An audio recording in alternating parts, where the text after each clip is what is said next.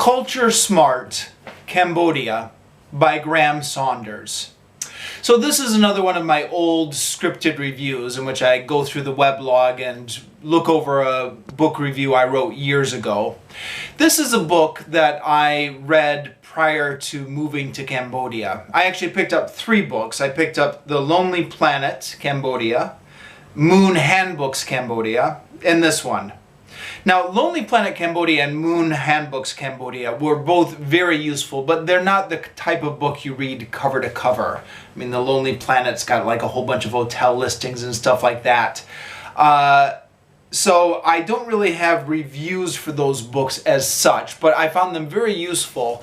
And the beginning of the books, where they kind of give you some background about the country, I found very informative and very interesting. The Lonely Planet especially was written in a very kind of warm, friendly writing style, which really kind of sucked me into kind of their history of Cambodia and their do's and don'ts of Cambodian culture.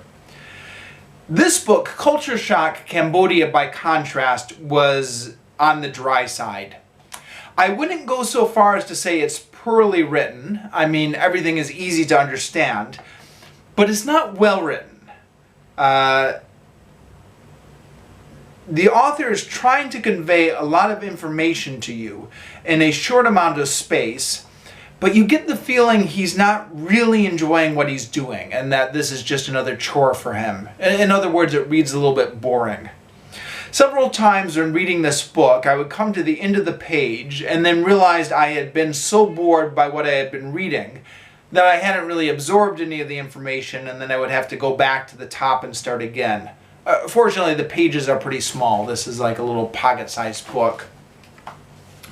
The author, Graham Saunders, they have this on his biography page. It says, Graham Saunders has a PhD in East Asian Studies from the University of Hull, England. An Australian by birth, he spent 28 years teaching in East Malaysia and Brunei and has made numerous visits to the countries of the region, including Cambodia. In other words, he dropped by Cambodia from time to time.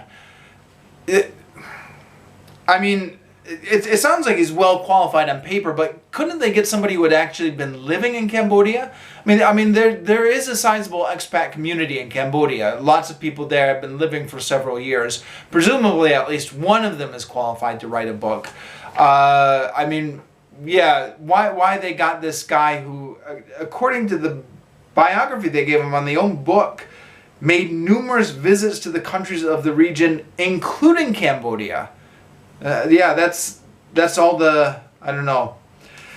On the plus side, the book is very portable, and assuming you don't get bored by it, it can be read in a very short time.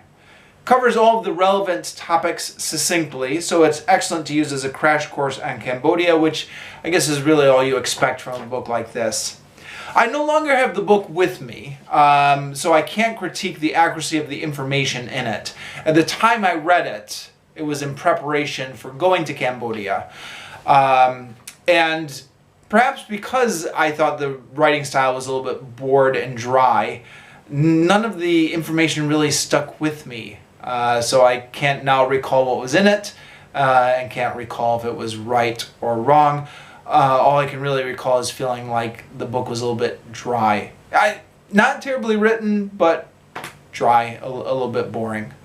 So yeah, sorry about this. That's all I've got to say on this book.